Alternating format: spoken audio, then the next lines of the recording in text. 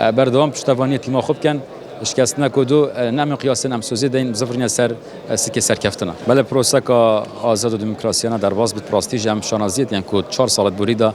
هر سال ما کمبونا خود دستاگشتی انجام داد و راپورت خود دارایی و چالاکیا و دستاگشتی داینا دیار کردن و هر اف هل بجارتنا سردا خزیانات دوک پیش وقت ما دی انجام دین به هند نافخول دا توشی کشاوریشان نبین 4 سال بریده که راستانه دوک بار دو خاک گله خراب در باز بول دست بکی پشتوانی جناب سر که حکومت هرم کردستان که مسئول بارزم ام سوزیدن اگر ما پیشتر 6 دم جمهوری شول کرد بیتن ام دهاتی تا 12 دم جمهوری شول کین چون که پراستیجی کارگله که گنا دو کات کردن یا دو که گشته گوپیت که گلک چتا دا مدویتم بردام گوپیت که بینو زحمت اج راستی بس دوید کار بکین ام گرنگی خلاصترین عراق بدین هر سال و هر کس اگه دهاتی جدا یعنی خلاصترین عراق گلک گرنگ ابو جماوری هر واسه باسكتبول بزورنيا جهوي درست جرينجيب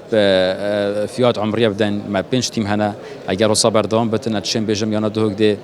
السال دهاتي دا پاشارو جدا بيش بس نسر گلك ياريزانن پارزگاه دو کی کتر و کی سال جيار كوري خلكم سيري كي او بسر كفت ابو تيم اي كي